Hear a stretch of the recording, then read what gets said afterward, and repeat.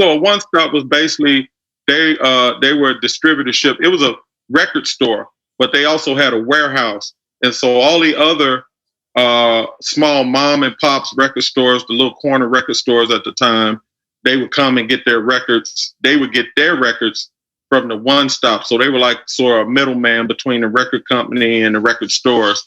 And so he had this, Ray had a one stop that his family had had for years.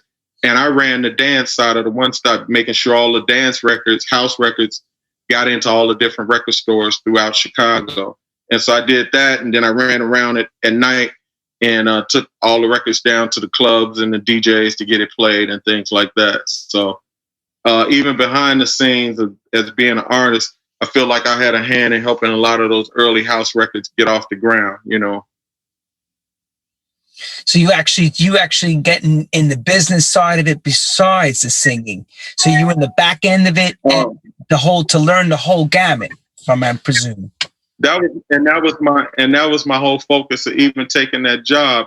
The reason I took the job was I wanted to learn about the ins and outs of the record business.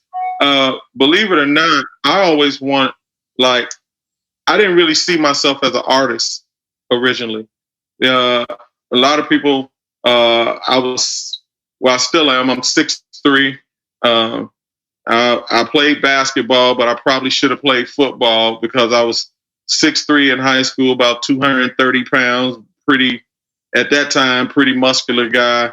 And like to have a high voice, people would look at me and be like, that voice doesn't seem like it should be coming out of that guy. And so I didn't, and you know, you had guys like Prince, who was kind of, I guess, he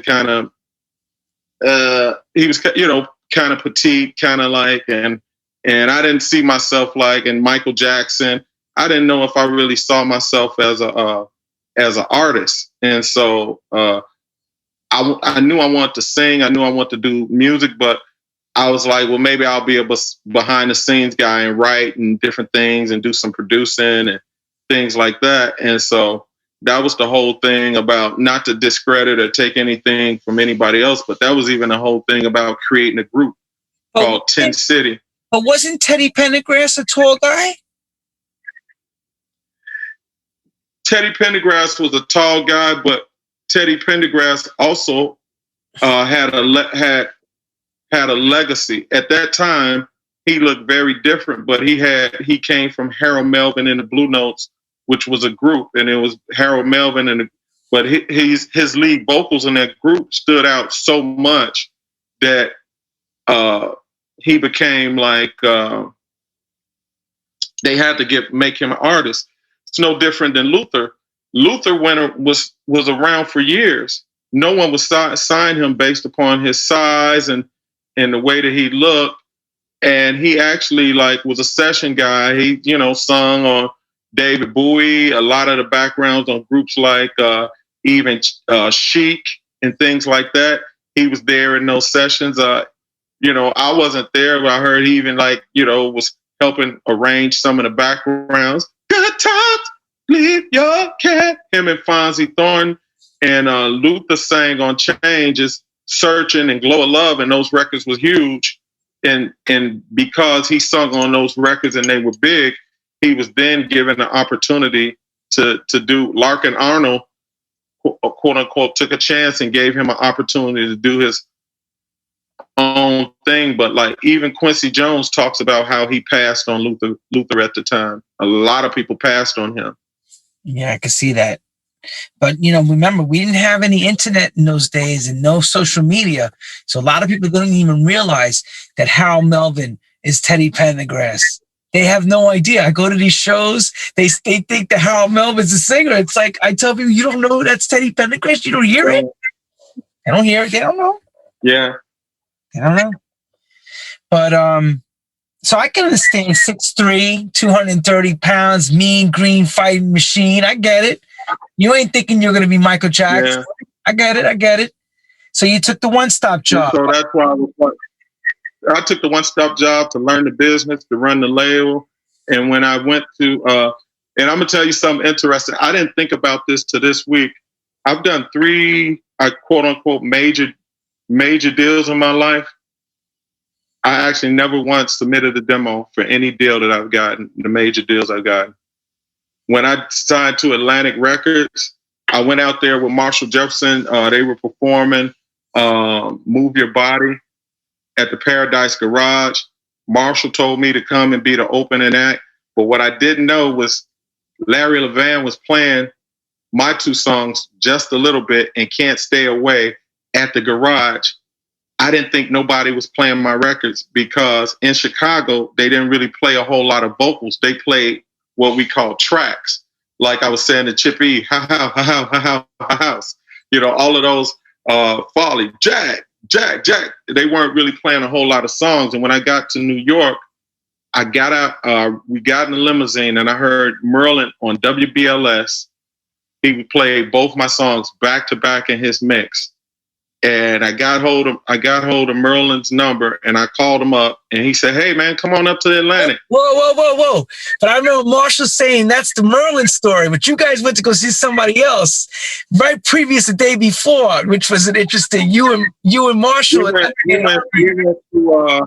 We went to Manhattan Capitol Records and Marshall was talking and the guy at the time, he actually wound up signing MC Hammer, this guy. I want to say his name, but Marshall was talking about the guy's office and do you live in this office or something? Oh man, it's like a pigsty. And Marshall kept saying stuff and I was sitting there oh.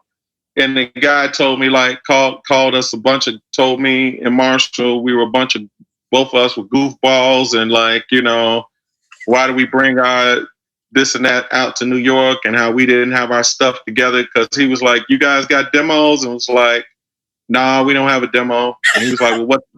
He was like, "Well, what the F you doing in my office then? Get y'all stuff together, get you a press kit, get this, and this. Look." And he I got piles of tons of stuff, and these all people got their stuff together. They got lawyers, they got managers, and their packages like this and that, and you two guys are a bunch of clowns, and it's just I was sitting there oh my goodness. How did you feel after you left that office? What did you guys look at each other and say to each other when you left that office? He told you guys were clowns. Mark was like, "Oh man, maybe I shouldn't have said nothing about his office, huh?" I was like, "Nah, maybe you shouldn't have, man. That might not have been a good idea, man, with somebody we're trying to do business with, man." So Marshall said quite a few things and kind of upset the guy. And I was like, well, that didn't go too well. And then our next meeting, though, we met Cynthia Cherry and Yvonne Turner. They were at Jump Street Records. Yeah, Jump Street. Jump Street.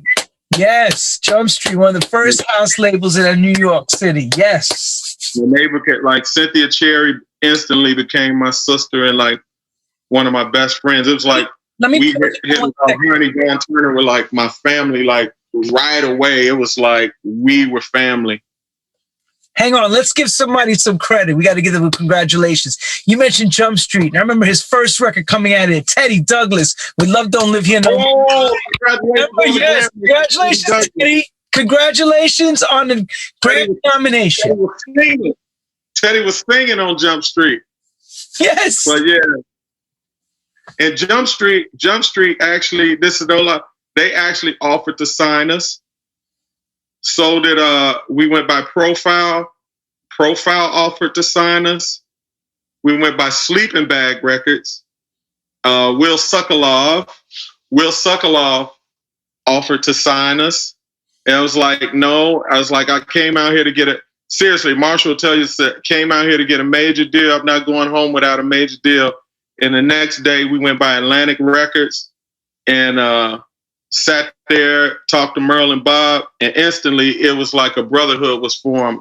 He was like, "You got a demo?" And he was like, I said, "Nah." And we just talked about music. And he was like, "I tell you what." He said, "I heard Just a Little Bit, Can't Stay Away." He said, "I need you to step it up and do something even better than that." He said, "Go put your foot in it, and your next record is going to come out on Atlantic."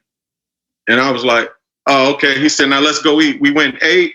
He came by that night, picked me up from the hotel. He took me out to Zanzibar. We went and hung out. We went around to all the New York club Bentleys and all these. He showed me like the New York scene, and we laughed and joked. And I was like, cool. So then went back home to Chicago. About a week or two later, my phone rings. I stayed in my grandma's basement, and she's tapping on the floor, telling me like, come get the. She's like, Atlantic Records on the phone. Wow. So I come to the phone. Merlin? He goes, yeah. He said, where's my record? And I was like, oh, he was serious. You know how people talk, your next records. I was like, he was serious.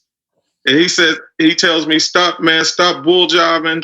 Stop his word was lollygagging. Stop lollygagging, get your butt in the studio and go do my record. And so Ray Barney, who I worked for at the time, I told Ray, I said, Atlantic Records called me today. They told me if I do a song, they're going to put it out on Atlantic. And he said, what you need from me? I said, can you give me $2,500? He said, he gave me $2,500. I went in and we cut the record. Marshall, I was humming a song. I was humming the melody I had to Marshall. He came up with the music for Devotion. And then I was getting ready to write the lyrics. And he said, no, I already got the lyrics. It's going to be called Devotion. I was like Earth, Wind, and Fire Devotion? No, man, like I own Devotion. So, yeah, I'm like, okay. So who sang the lyrics part? Who sang it to you? Did you just look at the lyrics? No, I had a melody. I already had like,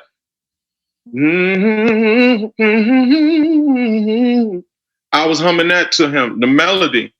And he said, I already had the words. So he put his words to my melody. So he was like, many a man will try to take you to bed. They don't care what's in your head. And I was like, oh, okay. And then he came up with the bass line and the piano part. And I was like, okay. And we sent it to Atlantic. They said they didn't get it. They said that they weren't feeling it, do something else. And I said, nah, I said, this song is a smash. And so I said, Marshall, all it needs is some strings and violins. I was in college still at the time. I called up like one of the guys who played in the college orchestra, said, give me you and some string players. They came to the studio, hummed them the string line. I heard the string line, hummed the string line to them. They played that. We mixed it, sent it to Atlantic. Merlin played it on WBLS. That's all you needed. And he called me and was like, yo, bro, the phones just lit up. They're going nuts over this song. And then all the labels were calling me like, we want this song. And it's like, you can't have it.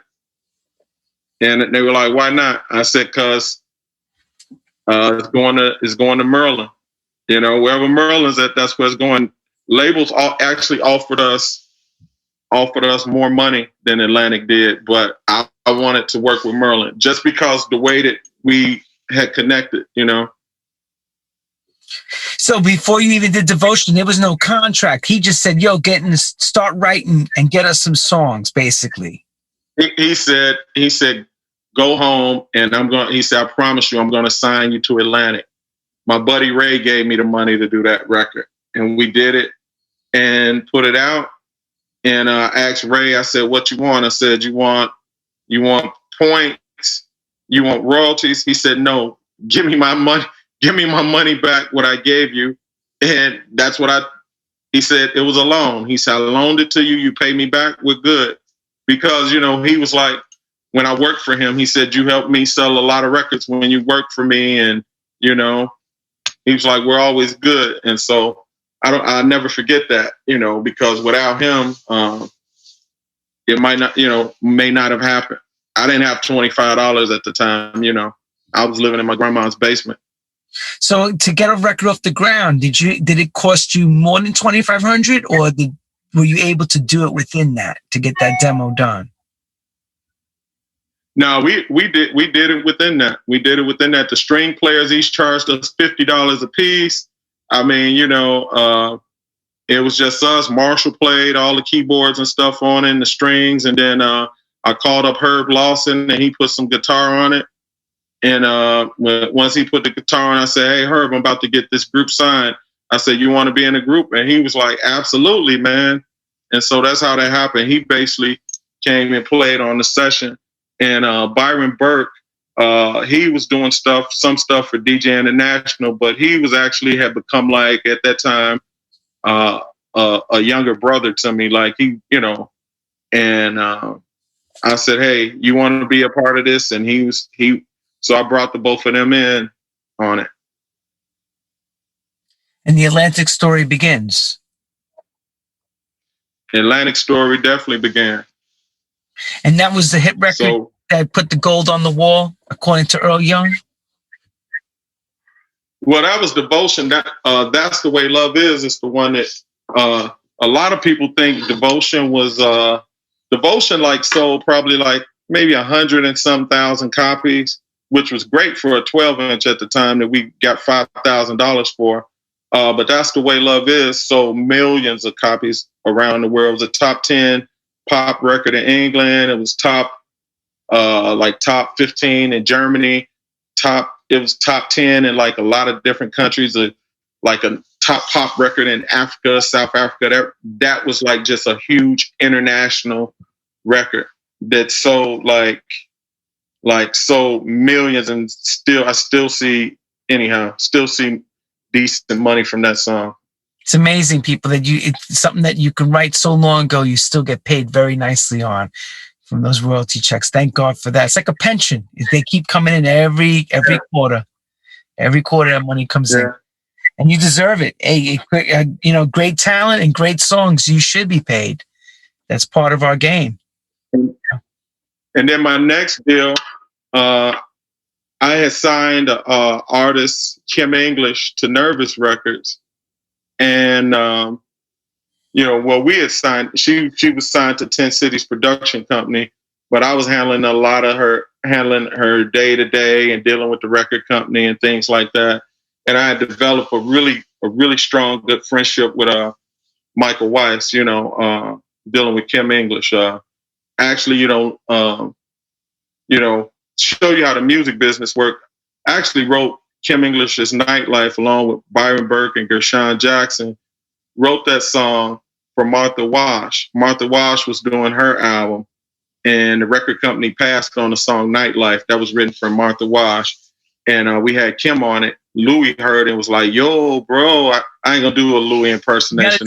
That's a Louis impression right there. Yo, bro, I can hear him too. He come on the show too. You don't ask for that. Yo, bro.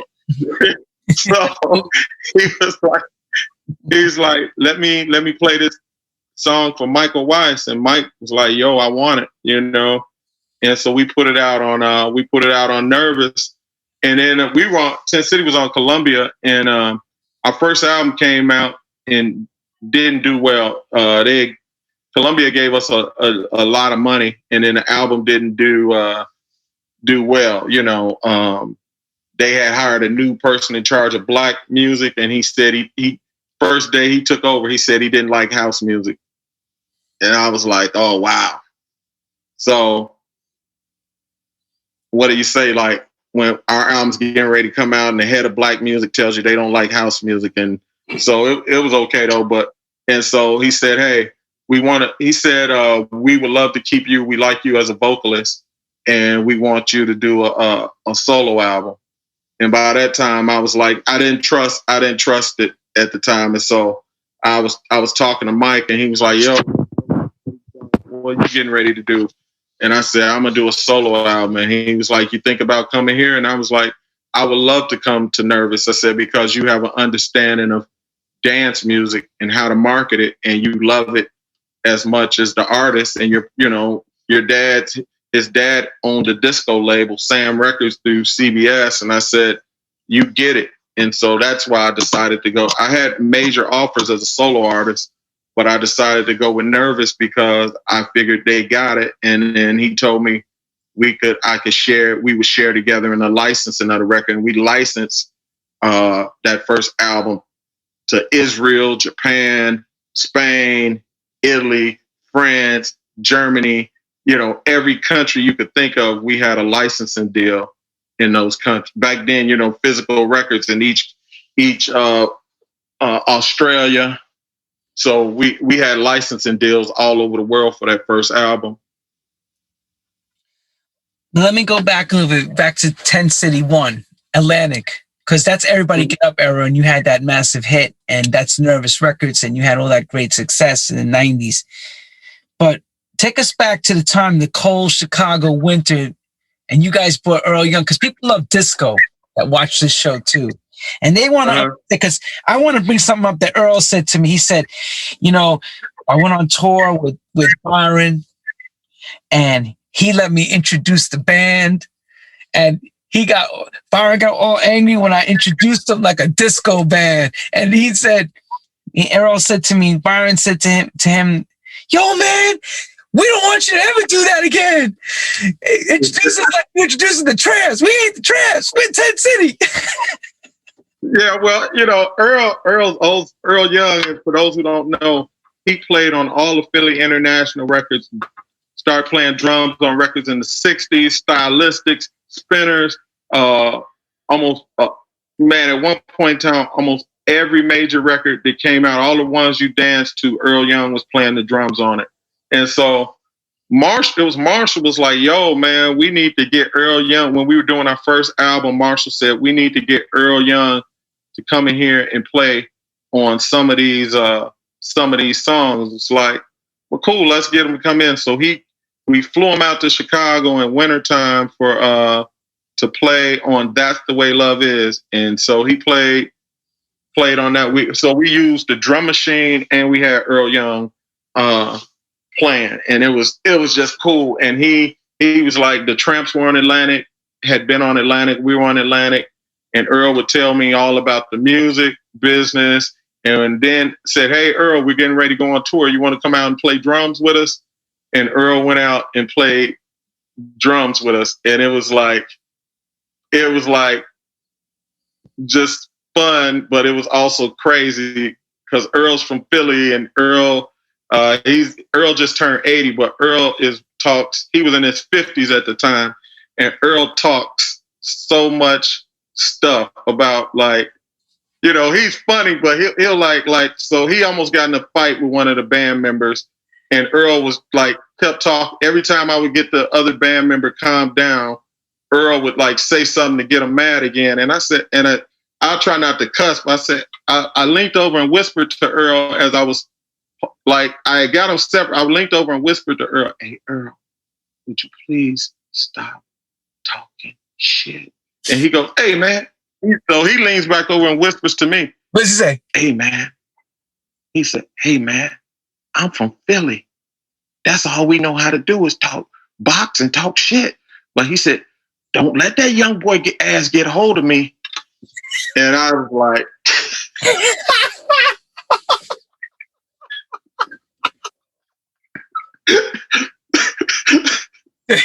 wait, don't let him get a hold of me.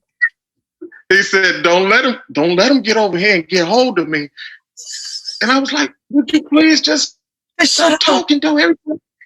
Every time I get him calm, you like, and Earl, like, and even after Earl saying, don't let him get hold of me, Earl's still like, man, bring over here, I'll knock you to. It's like, oh Lord. See, this is what I'm trying to say. People don't know what we go through in this game. They have no idea unless you're on the road with us. They have no idea what we're dealing with. No idea. And so, like, when we got back, Earl was my roommate on the road. We got back to the room. We were laughing. He was like, he was mad for real, huh? He wanted to really fight. I was like, yeah, Earl, I think the, part about his mama and, his girlfriend and this, and his newborn baby, like, might have did it, May have broke it. So if I remember correctly, he said, let's put some gold on the wall. Is that right before he cut that record with you? Yep. He told me, he's like, man, I done played over on 400 some gold records, man, and I'm about to get you some gold on your wall. And I was like, okay, well, I hear you. And so I got one of my golds behind me, but he helped put some gold on my wall. He was a man of his word. The man, it's amazing. Then they say when you shit gold, he shits gold every time. Lord help him. And Lord have mercy. This man's got hands of gold and a great guy. But that's the Earl Young story. He is. I was blessed to go to his. He invited us into his home to interview him. Him and his wife, and his history is unreal. It's unreal what he's accomplished in his lifetime. It's too bad. Some people don't realize. Earl grew up in an orphanage. You know, a lot of and I'm sharing that because he shares that with people. He was a foster kid. He was in and out of orphanages back then, and so for him to still have been successful the way he is, and a great family man he is to his to his children, to his wife, and it's because he said he didn't have family growing up, and so once he finally got a chance to have his own family, he really cherished his family, and he told me I was his son from day one, like, you're my musical son, and we talk several times a year still to this day. Great guy. But I'm going to take you now to Marshall Jefferson, back to get around this 10 City thing. So right before this record breaks out and the success hits, Marshall's begging you not to get married. What happened? You were hanging tight with Marshall on the down, going out all the time. What happened there, bro?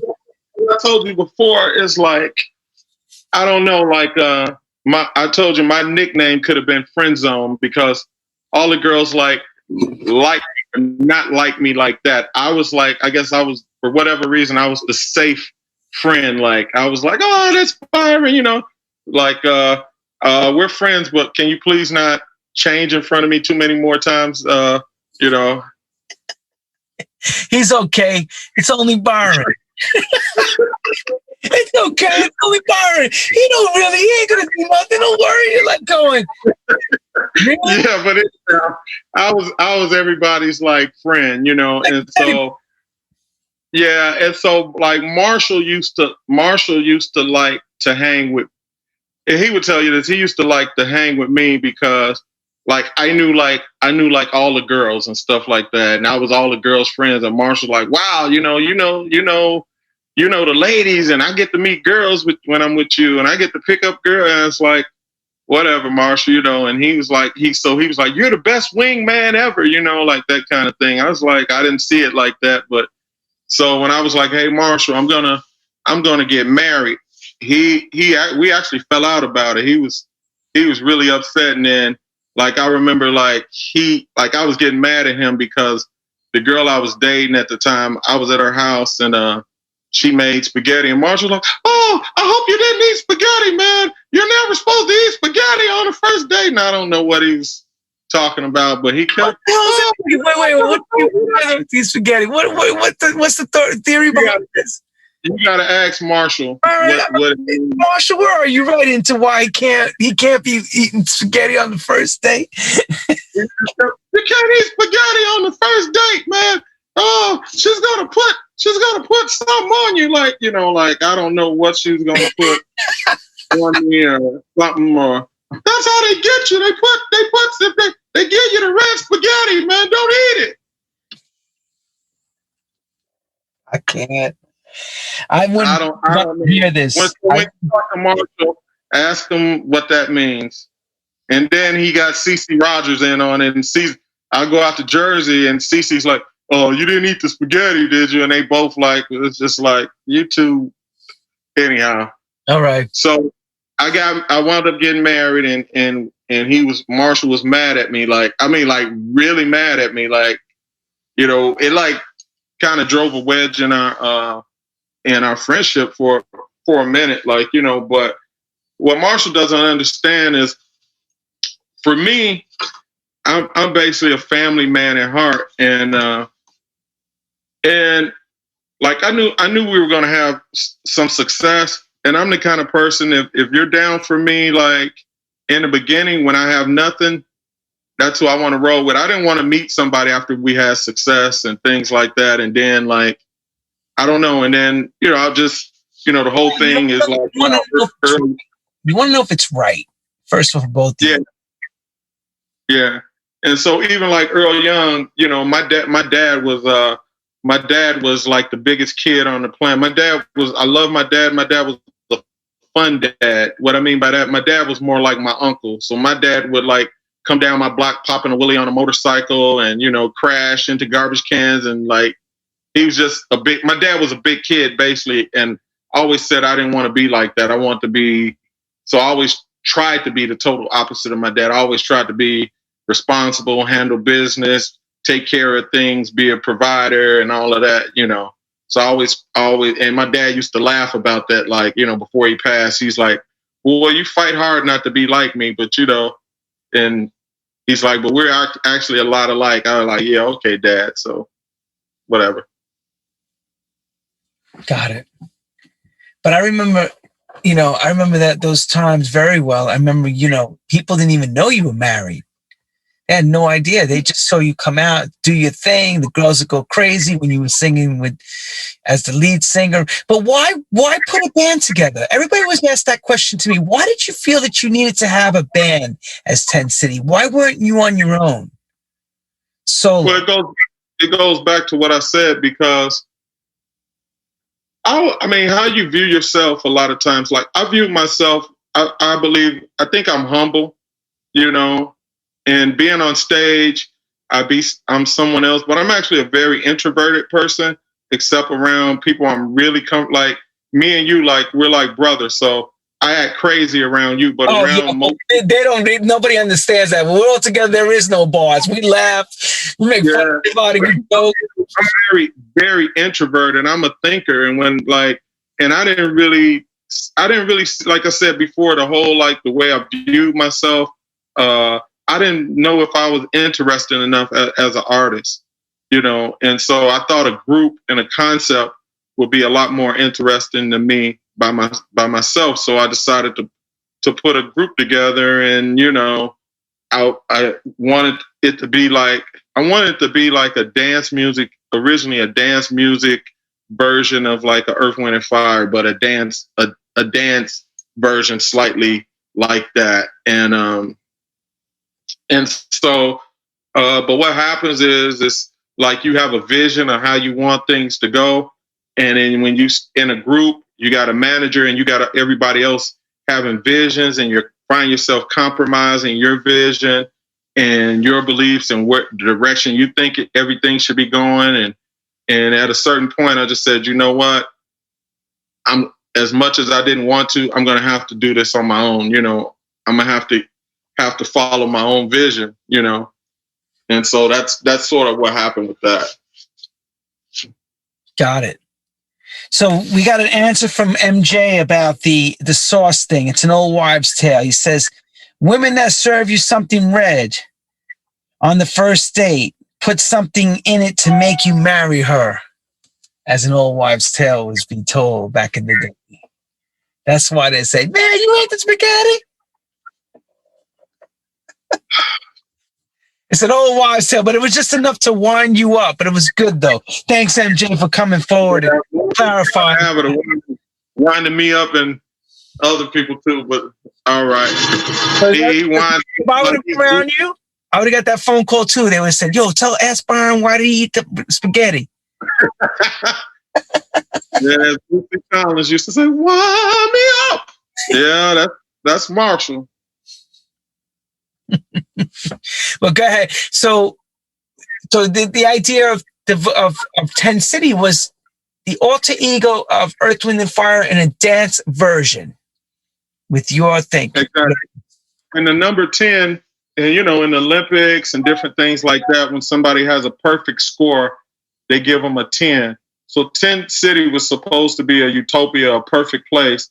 And like, it's supposed to represent it, like, because clubs at that time, at least the ones I went to in Chicago, were melting pots. You had, for the first time, even some of the things you see now with acceptance of gay rights and things like that, I honestly don't believe it.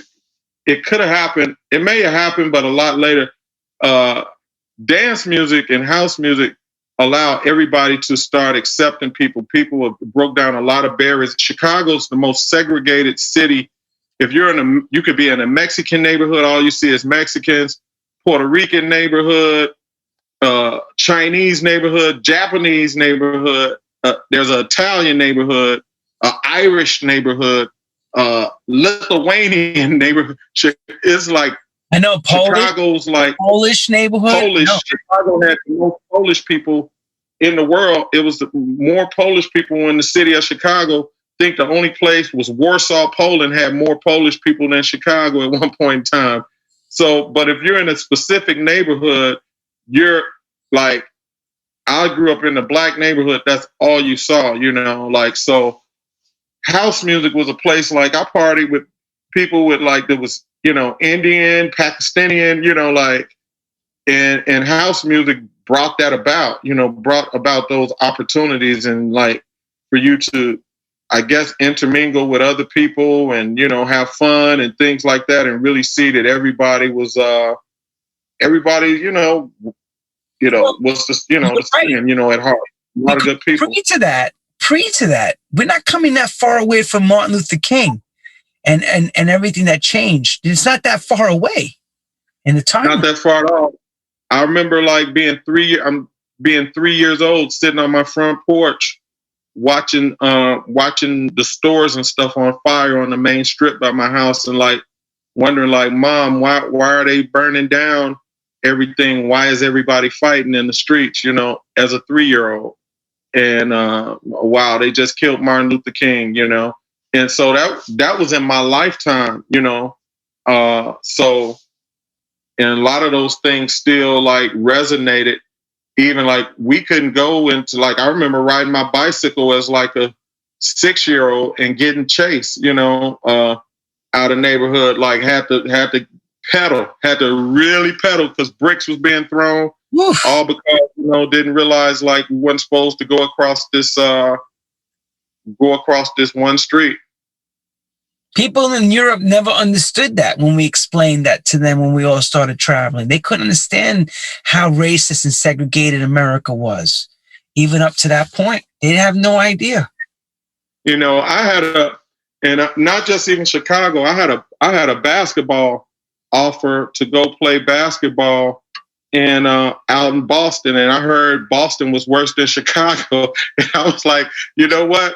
I had never been on a plane. I was like, nah, Boston, that sounds like, sounds like too far. Like, yeah, I got to get on a plane. I can't drive there, or like, I thought it was like a 30-hour drive or something like that. So I was like, no, they can keep that. Jesus, it's incredible because, I remember people asking us when we were traveling to go play overseas. They were like, they would say, is America that racist? And I'm like, oh yeah, neighborhoods are segregated still. Not as drastic as it was in the 60s, but not up until that recently have you noticed that this is changing. This generation seems to be more relaxed, When Marshall first moved into a section of Chicago called Marquette Park, when we was doing music, it changed. Brian Pope just put that on Facebook, but we couldn't go over in there. You would get chased. I remember they had a news camera because the first blacks were moving over in there, and they were getting their garages burnt down, houses burnt down, and things like that. And even one of my mom's best friends who worked with her was on the news, and she was saying how she didn't want no blankety blanks moving in her neighborhood. And I was like, Ma, ain't that your friend from work? And she was like, yeah. I was like, she was like, hey, Yeah, that's crazy stuff. You're working with people, you're thinking everything is fine, but yet you're watching them on the news being totally racist. Yeah, I mean, but it was a mindset. It comes from like, but it's not just even, you have blacks that's racist against other blacks, or like it's class, even like even for me, from the neighborhood that I came from, I remember the first time watching the Cosby Show and seeing a black doctor, and then his wife was a lawyer. I was like, wait, the dad a doctor and the mama a lawyer? I had never seen that. So even for me, certain things, and all the kids, don't none of the kids get high? Ain't none of them freaks? I mean, like, wow. Right. That's your thinking, right? Aren't they free? Isn't something wrong with it? They're all good kids? No. Yeah, but I ain't trying to be funny. I hadn't seen, even me, I had never seen that. And so it's like now, like, people look, even where, whatever, where I live, people go like, wow, anyhow, even like me, people say, "Well, you're like Bill Cosby." I'm like, "No, I don't. Stop saying that. That ain't cool." But I know what they mean. They mean like the fact that I'm educated. You know, my wife is educated, and our kids do this, and so. But I had never seen that. All I had seen was poverty growing up. Educated, talented, all the above. Good man, you know. You get all the rings of fire on that one. All 5 stars across the board. I've been very blessed that I've been led into some very good situations in life that I know like for me to fly out somewhere to open up for Marshall and to call up a record company and they tell me they want to sign me without a demo. I just feel it was some other things that played and nervous sign me. I just did a new album. And I didn't have to play it. We get to the album. We'll get to that in a minute, but I remember the story you telling about Columbia, and I always wondered, some people says, yeah, I signed them. And then I asked you the real question. Who made that deal happen, Byron? How did that deal happen from you leaving Atlantic to go to Columbia? That was our attorney. Her name was Ina Maybach, and she was a real heavyweight. She had did a lot of the Parliament Funkadelic deals. Along with, we had management, Rick Smith and Doc Brown, may he rest in peace. So it happened. And then we had relationships with Dave Shaw, who was already at Columbia, and another guy, Steve Berkowitz. They were responsible for bringing us to Columbia. You know, we had did 3 albums for Atlantic, and it was just time to move on from Atlantic. You know. And the first album's Fantasy, right? Is it? Or was it? It was called That Was Then. This Is Now. And the first song we did was called Fantasy, and we were trying to get them to put it out as a single while it was hot. And they were like, no, we don't put out singles until the album is done. And by the time we actually finished the album, the song had been around for like about 8 months and kind of had fizzled out. And within that time, like I said, there were some shifts in the black music department at Columbia. And like, you know, it's like you had one person who was there who was feeling the project, and then somebody else comes in. It's like, 10 City, I'm not really feeling them. And so, were they were they competing you against Earth, Wind, and Fire still in Columbia's? No, it wasn't that. They were, what it was they looked at us as it actually is one of my really close friends. They had CNC Music Factory at the time. And I guess CNC had kind of fell out, and they was like, well, you can maybe come in and be the new CNC Music Factory, a dance group. But at heart, 10 City was basically still a soulful dance group. And I don't know necessarily if we were, and in Europe we were pop, but in America they didn't perceive us as poppy. We were like kind of stuck in between as far as like how we were viewed and perceived. So when you got there, they kind of didn't know where to place it then, the group. Yeah, and that was the story of our career. Nobody quite knew what to do with us. Like even when we did Devotion, it was like something that Merlin wanted to do, didn't cost him a whole lot of money. And even when we did our first album on Atlantic, they gave us wasn't a whole lot of money considering what they were giving groups at the time. And they were like, here's your little money, go do your little house album. Let's see what it does, you know. And they threw it out and it caught on in Europe. And then like That's the Way Love Is was even a number 11 on the R&B charts here in America. Who's the first guy to break that record? The first guy you remember? To break that record? Yeah, after it was done. Who broke that record? Merlin Bob and Timmy Regisford. I mean, you know, they played it religiously on WBLS, and then Tony Humphries was playing it on Kiss. So, you know, the 3 of them alone, were like wearing it alone in New York. 3 of them alone. Those 3 were wearing it out. Tony Humphries, Merlin, and Timmy. And then in Chicago, like I took it up to the radio station. Like and they played it like they were like, "Hey, we're gonna put this in regular rotation right away." So they grabbed them. it was off and running. No payola scheme. No give some envelope. No feeling. No Italian gratification. No, we had to pay your uncle, man. We had to pay your uncle to like get it on a national scale. Because people don't understand that. They don't understand how that works, you know, that payola scheme, that it's still somewhat still there. It's still there. I hope the statute of limitation has ran out, but I had to give out a few envelopes across the country myself, but I'll leave that alone. But that record broke. Here's the crazy part. You have really good records. They're really good, right? As far as we all feel, they're well produced, great songs, excellent singing. You know, they're real songs. And this is not some manufactured boy band thing. And you still had to pay somebody to take the record and run it, to push it, to get it. That's what's crazy. Like, you know, at that time, it was like, to really get a record on radio at that time, it was like across the whole country was about $50,000 back then. And I'm sure like nowadays it's about $250 or something. With no guarantee that it would stick.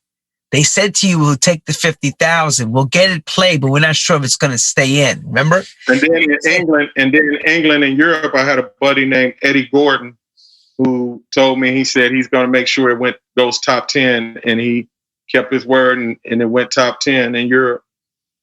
Eddie Gordon, yeah, he was also managing at the time Pete Tong, Judge Jules, and most of the guys on radio. So there you go. So he was keeping everyone. Well, look, you know, let's give Pete Tong and all of them credibility on this one.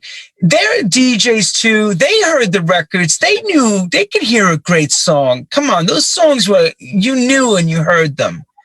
You had to be deaf. If you love dance music, these records, they hit you right in the heart. They were great productions. All of you guys, you know, like a bow, bro. You know, that shit's the bomb, dude. Ain't no way else to put it. They still hold the test today. You hear those records, you still play da da da da da da, that string line. By the way, you think, oh, here comes Byron. Boom. You know, it's just synonymous. That string line that you hummed, Marshall with his mathematical piano parts, and you know, and the production. Actually, Marshall didn't play on That's the Way Love Is. That's the one record. That's the one record that he did not play on the first album. That was actually Byron Burke and Herb Lawson and Terry Burris. Terry Burris, another magnificent. Terry Burris that played on all the Philly International records. Oof, that boy's the baddest. Terry Burris. So all those piano solos and all that on That's the Way Love Is Terry Burris. Is that pre to him going to work with Def Mix? That was before Def Mix, yes. Jesus. I mean, you talk about breaking stone there, man. You always had the right people at the right time, right? Marshall just said wrong. You played on That's the Way Love Is, Marshall? Correction. Marshall's correcting us. Got to go to the man. Marshall Jefferson is going to clarify. I thought MJ played on that. No, not on That's the Way. Not on That's the Way Love Is. And so the song that got Atlantic to sign to the album deal was Devotion, but the song that was the gold. The song they picked up as a single was Devotion. What was the album deal record? What was the record that signed the album? They got tired of us whining about, like, because we did Devotion, then we did Right Back to You, and then we did Right Back to You and One Kiss Will Make It Better, and then That's the Way Love Is was the fourth song, and we were like, are you all going to give us an album? And they were like, well, y'all a dance group, baby. And it's like, okay, well, give us an album, and then we'll be an album. They were like saying dance music was singles driven. And then they finally, when we did That's the Way Love Is, they gave us an album deal. Well, they gave us an album. They released the. Did you make it to Soul Train? We got invited to Soul Train, but the week that we got invited to Soul Train, the week that we got invited to Soul Train, we got asked to be on Top of the Pops. And so we chose to go on Top of the Pops since the record was top 10 pop in England. Okay, so you're on your way to England. Who's working the record in the UK now at that time? We were in America. We're on Weir, and Eddie Gordon was promoting the record. So Eddie had it in Weir, and you had Merlin Bob and Sylvia Rohn, New York office, working that record. Yeah, but the guy who was the promotion guy, his name was Richard Nash. Okay, so you're on your way now. Is this your first trip to UK? Well, our first trip, I got a funny story about that. I know people have heard this story before, but we were actually begging the record company to give us promotional money to go to the UK. We were saying if we can go over there to the UK and perform, we can have a top 10 record, because we were looking at, I was looking at the success that Jack Your Body had went #1, Love Can't Turn Around had went #1. I said, we pretty sure we can have a top 10 record just like those records if we go to England. And they would not give us the money. So my grandmother heard me on the phone, like begging them like to give us money to go to England to promote. And my grandmother never wanted me to do music. I mean, like she was like threatening to like beat me and put me out the house if I did music. Like if I signed with Atlantic, she didn't want me to sign a record deal. So wait, let me make everybody laugh. Byron's a 6'3" man, built like a shit house, like he's solid rock, and his grandma's gonna beat him. Wait, what? Yeah, I believe beat me or maybe at that point in time shoot me or something, you know. I think better than probably shoot you in the leg, bring you down.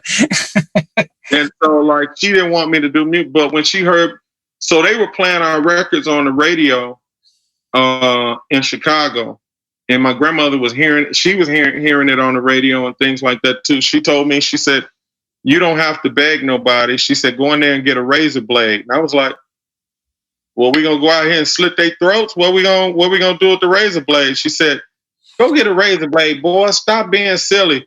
And she said, "Cut the hem on the curtains." I cut the hem of the curtains, and like $10,000 fell out the bottom of the hem of the curtains.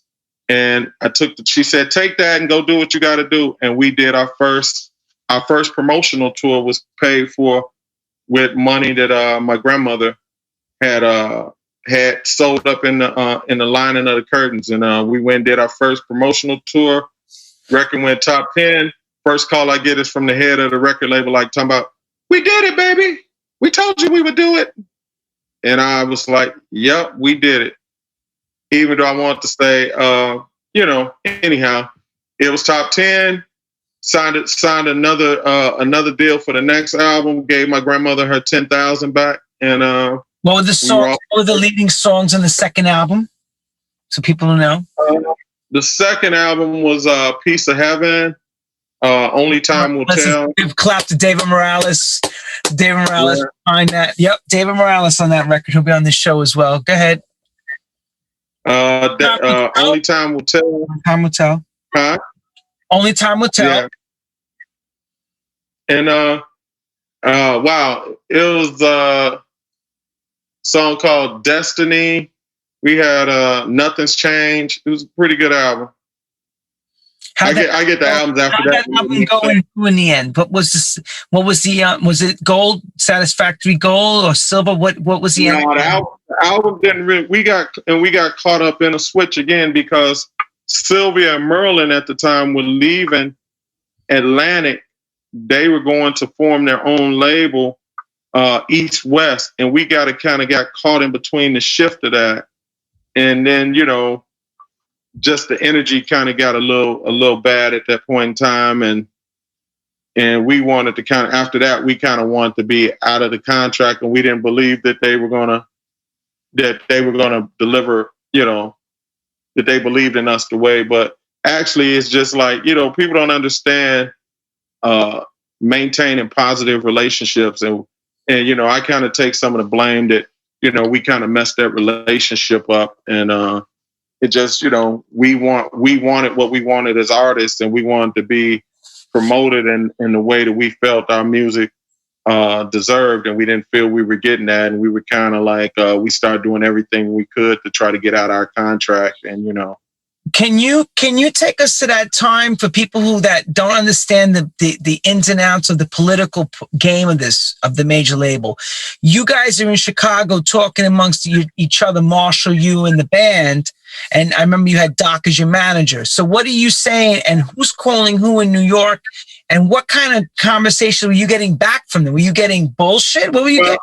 I started doing stuff like, I started saying stuff like, and I don't want to get into it, but I started saying negative stuff about certain people up at the label, 2 people that I knew would get back to them, where they would get upset with us. And so it did get to a point where they was like, oh, yo, dude, talking reckless like that, you know what? We're going to go and, like, send them on their way. And so that's kind of what happened. So, we did that whole thing. But, we have great, like I just talked to Merlin Bob, just called me on Friday. And so it's like everybody I've dealt with, I still have great friendships with. Time has, like, and everybody knew what it was. Like, after a while, like, it was always love there. Like, Merlin's my brother, Steve Hurley, who did great mixes on our stuff, wow, just have great friendships. Great people. Yeah, great people. So the Foundation album, you got the Foundation is the last album, right? That was the first album. Sorry, Foundation. Then you got My Piece of Heaven, the third album. We did an album called State of Mind, and then it was I forget. But we had Superficial People and songs like that. Thank you, Maurice Joshua. Maurice Joshua just did a song on the new 10 City album too. We did a song with Maurice. It's a duet between me and Josh Milan, where it's like one of those "The Girl Is Mine" type records, where it's like, hey, and the song's called Better Man, and I'm telling Josh why I'm the better man than him, and he's like trying to make a case where he's the better man type thing, but he loses in the end. Me and Byron are really close friends, and one day we were traveling, and he handed me a book, and he says, "Yo, man, you need to read this book." And it was the story of Marvin Gaye. He gave me the biography. He had just finished, and he handed it to me. And there's one part in the book that I remember reading about Marvin leaving his wife. And the deal was they did that last album that it was called Here, My Dear. Basically what it was is the sign off of saying, take my shit and I'm leaving. So right. Was it the Atlantic Story, the last album, the similar situation, like the album was just done for the sake of doing out? Yeah, and getting out of there. And you should never do that, because as an artist, every time you do something, you got to make sure that you're putting good energy into it. You're putting your best foot forward, because you have an audience who is listening. And once they lose faith in you, or you could do one bad project and people say, oh, they're over, and they move on to the next thing. You have some people who are going to love whatever you do no matter what. But anyhow. Well, I was blessed to work with Byron too on a few things over the years, and we did some great records too. And I got to give him credit. He's got a lot of, and those that know him, it's not over. In fact, it's just beginning again. And he called me not too long ago when he signed his new deal that he's going to announce now, that he's got a whole new product coming out, new line, new look for 2021. Tell us about this new deal with no demo being played. This is what I love about it. No demo. I love that. Listen to this. We did a new 10 City album, and it's done with Ultra Music, which is distributed through Sony. Patrick Moxley, David Waxman. And what's so incredible is I was calling up all the labels that I know and saying, hey, I would like to do a 10 City anniversary album. And and I don't have a big ego, but I got a little ego.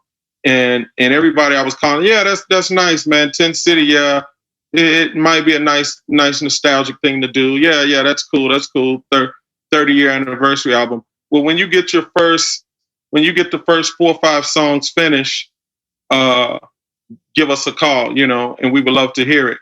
And I'm sitting there going like, if I'm going to put up the money to do 4 or 5 songs myself, then what the heck do I need you for at that point? If I might as well put it up on the different sites myself or ourselves, and keep all the profits ourselves. If that's what's going to happen. And just as I had said to myself, you know what? Let me start setting some money aside to go ahead and do this project myself. I get a text from Patrick Moxley, the owner of Ultra Records. And he says, hey, man, what are you doing this Tuesday night? And this was like right before the pandemic. And I was like, he said, can you come down? He said, I'm going to be in Chicago. Can you come down and meet me for dinner? So I go down and I meet him for dinner, and we're sitting there talking. And he's telling me how much of a fan of mine and Marshall's that he's been his whole life. And he says he feels like we never really got a company to really get behind us in the right way. And he was telling me like how talented he was, how talented he thought that I was as a songwriter and a singer. And he doesn't really think that I've gotten my just due. And he was like, I would really like to be a person to help, be a big part of exposing a new generation to your legacy and your music. And how would you feel? He was like, I'm here to sign some artists. And I was like, yeah, well, I was sure I would love to work with whatever these artists you're getting ready to sign, whoever they are, I would love to work with them. And he started laughing and he goes, I'm here to sign you. And he was like, I'm going to give you some money to go in and cut a couple demos just so we could see what direction we need to go or whatever. And I was like, wow. And so we literally like went in that week and started working even before any paperwork was signed. He was like, I know you're a man of your word. We're going to do this, this, and this. And we went in, and after he heard the first few songs, he loves it. I've even had people at the company saying they've never seen him this happy over a project, and I'm really excited about it. I think we got some great songs on here, and I'm hoping we did a great dance, what I think is a great dance album. So the way that we approached it was we did classic sounding things so that we have songs that will appeal to the people who are looking for classic 10 City songs. Marshall did like a song called Come Together that's very vintage 10 City, but it's mixed in a way, the sound quality wise is very now. He's got a song when we said Earth, Wind, and Fire, him and CeCe Rogers came up with a song that's amazing. I mean, it's amazingly written. And then we got some songs with The Who that's going to really appeal to like a new generation. What they say, it sounds like 10 City, but it's still got the sounds of today. That's going to really, doesn't sound contrived. It just sounds really good. Like I let some people hear, and I let my son hear one of the songs, and it's funny. He was playing me some Disclosure and stuff like that. And he was like, you need to be doing some stuff like this, Dad. And I'm like, I like Disclosure. They cool. I mean, yeah, they all right. We started this, son. I mean, what are you saying? And so he was like, no, Dad, I'm just saying. So the next week, my son comes back to the house, and I put some on. I didn't even tell, because I sang it. I even sang it a little differently. And I put some on, and he was like, yo, now this is what I'm talking about. This is kind of stuff. What do you mean you sang it differently? What do you mean you sang it differently? I sang it in more of a like, I didn't sing as much falsetto. It's kind of like more like, I use my Justin Timberlake voice. Show everybody, please. Oh, we did a song called Judgment. So We got a body count from state to state. Everywhere we go, heartache. And the backgrounds are real dreamy and kind of poppy and things like that. And my son goes, now see, you hear this song right here? I said, yeah, I hear it. See, this is the kind of stuff you need to be doing, Dad. And I was like, my man, that is me. And he was like, are you kidding? Like, wow. So like a lot of people, like I said, are used to me just, singing the, you make me feel. But I can I can sing ballads. I used to imitate the group Heat Wave. Always and forever. Every day. All that kind. I can hold a nice melody and a note, For those that don't know, Byron went through a little bit of surgery on his throat. And when he first came out, we were all concerned for him and worried that he was going to get his voice completely back. And the doctor said he was going to make that happen. And it sounds to me like he got his voice back complete. Well, I actually did not get the surgery. I had lost my voice and couldn't sing for a while. And the doctor told me, he said, I could do surgery. He said, but if I do surgery, it could actually really mess you up where you'll be talking with a whisper, rest of your life like this. He said, it could really mess you up. He said, or you cannot sing for a couple years and your voice may come back with rest and not using it. And so I went back to school at the time and got a master's degree in education, which allowed me to teach. And then I went back and got another degree, another master's, which allows me to be a school principal. And lo and behold, I got a school principal job. And almost right soon as I got the school principal job, my voice came back. And so I was like, what do I do? And so it's like now, I've been a principal for the last 13 years. And I go out on the weekends. Well, up until March of this year, I would go out on the weekends once or twice a month and go do shows. And then literally from the time the school ends here in America in June, I would do shows, constantly be gone from June, July, and come back the first of August. So those I will be gone for 8 weeks doing shows in the summer, doing festivals and things like that. And so I don't know. I'm thankful right now that I was so didn't know what I was going to do when I lost my voice, but now that I have something else I'm passionate about, and that's helping young people to become successful and find their way in life and things like that. So I'm very thankful that I have two things in life. Well, several things: my family, music, and education to be able to help other people. And hopefully my music has helped some people too. Well, music is a healer. You know that. Your music definitely. Yeah, I was laughing because I did a show in Jersey, and this is no lie. I saw a guy. I tell people this. I saw a guy walk up on a cane and was performing, and Devotion came on. This dude dropped his cane and started two-stepping, dancing like he was back at the Zanzibar or something.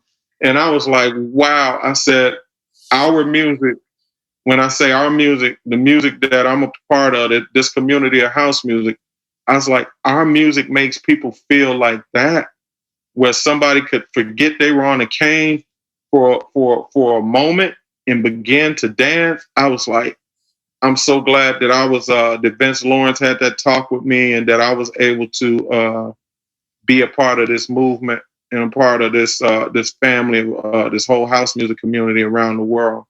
I say it every time. If I wasn't involved in this, I wouldn't have great friends like you that I call brother. I've said this many times. Right.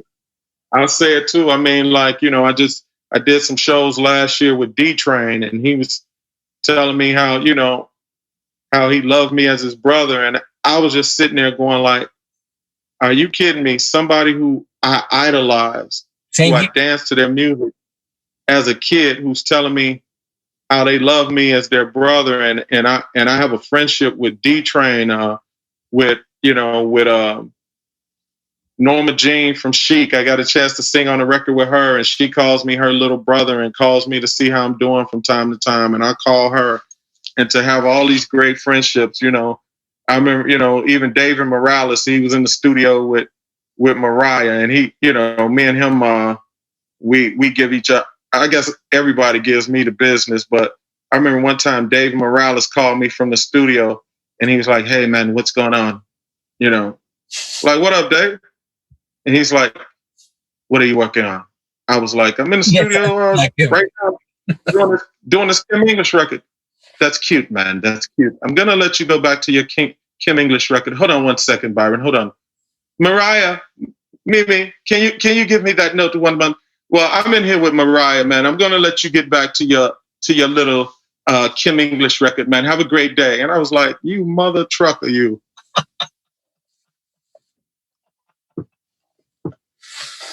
When the budget's like, even E Smooth said, "Man, when I came and worked with Louis Vega in the studio, we saw how they were doing things in New York. We're like, we don't do things like that in Chicago.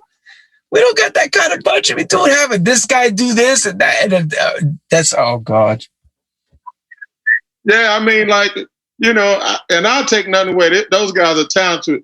I'm like, man, you in the studio, man. You got John Popo engineering. You got this person engineering. You got Terry Burris. You got Alex Santis. You got Joey Moskowitz, who was just playing with Madonna on tour. You got all these bad kids. Joey players, percussion. You got every great player out there in the world. Come on, man. What? Anyhow. I know. We're not gonna do that. We can't play hate. We gotta love our brothers and sisters in this game. Yeah. And I didn't mean no, it was like at the time, Dave, somebody said, Byron, if they're watching this right now, they're laughing because they remember that phone call. You know how they are. We all know how they are. Man, I was like, man, that only Morales. I was like, yeah, I'm gonna let you get back to going working with Mariah. I was like, I hope you're not sitting there having to hold her dog in a Louis Vuitton bag or something too while she's cutting vocals. That's what happens when you make that dream love of money, baby. It's just the way it is. That's the way it is. But children of house music, they have now all grown up, they have grandkids of house music now. It's a beautiful thing. And, the one thing I want to tell you most proud about Byron is more in his singing. He's turned a lot of kids around where he is in Chicago, with his job. I mean, he became principal first of a charter school. Now he is like what you would call a chief of the school. I mean, of the area, of the district. Yeah. These kids look up to this man. They didn't even know he sang. They didn't know anything about that. They just saw him as Mr. Stingily, an educator, a man that, he had kids that were forgotten about, troubled, beyond control. They gave him an alternative school, definitely. They gave him an alternative school that was not something that is the pick of the litter at any means. And he had to turn this around. The task was huge. He rose to the task, built it, and he is probably one of the best at it now out there in Chicago. And let's give him a plug. Yeah, I want to say thank you. I got some people I see on here, Brian Pope, Victoria Morgan, she's all over the place, Portugal and England, and Randolph told me to tell you hi too. Randolph, I see at the record store there in New York. Yep, they all love you. Terry Hunter was up on there. Let's leave it like this. You're gonna write another story for the 30th anniversary. This new album coming out to Ultra Sony is going to be another testament to your abilities, that you're still here and going nowhere except up, right? And I have to say I'm very blessed, like I said, that I know him as well as I do. We've hung very close. I've stayed at your house. He's like, yeah, he's worked in my room. I mean, it's like we worked together on songs. We ate together. We traveled the world. So we had a lot of time to talk before we had this interview. I know him really in a very good, special way. And a lot of people that are checking in with us are part of our crew. We may not always talk to each other, but we know and we keep our eyes on all each other and tabbed up. Is there anything I missed that needs to be? You missed the story about when one of my guys went to Europe with us and he went down by the sea, but we'll save that for. They're like, no, tell your friend, don't get in the car. Do not get in the car. He Travis tight. Do not get in the car. And my buddy got off and rode away, and we didn't see my buddy for a few days. Yeah, the manager of the band. That was Doc. Yeah, anyhow. Okay, everybody. That was down in Italy at one of those old Sibs, one of those conventions, and they went down there, and they were hoping that Doc would not go with those people, and he went, and he was gone for a few days, and they took good care of him. Let's put it like that. Yeah, they took good care. He said that was the best. Can you imitate Doc Brown for us? Because may he rest in peace. What a nice guy. Hey, man, Lenny, look, be advised, man. Be advised. Be advised. You aping, man. Stop acting fab. And when he was fab, that meant like you acting like a fake blankety blank B. So stop acting fab, Lenny. Well, he was, yeah.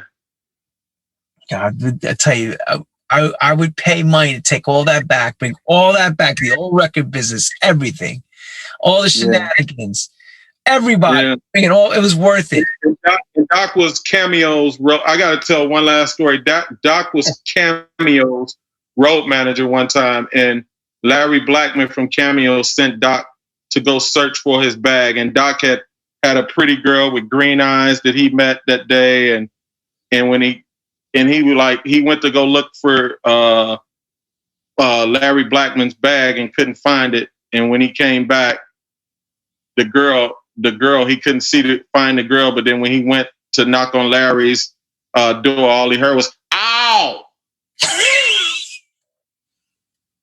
coming out the room, and he was upset and he was ready to quit because anyhow, you fill in the rest. We got it. The girl, that bag was never meant to be found. So he kind of like from that day he didn't too much care for Larry Blackman from that day going forward. My God, that's crazy, bro. See, I'm saying, listen, I'm talking about the shenanigans. Tomorrow, Thanksgiving, are you keeping the 10 number of family members down? What's the plans for this COVID moment? What are you doing? I'm definitely keeping the numbers down. It's going to be like, how many of us? It's going to be 7 of us, and I'm fixing a couple plates to take by a couple of my buddies who can't get out and things like that, and take a few plates by a few people's houses, and that's it, man, and get some rest. Get some rest. Everybody, can you show everybody you keep flickering that ring? That ring. My ring? Yeah, the ring, the ring. Yeah, show everybody the ring. This is my son, Cameron. This was his Orange Bowl ring.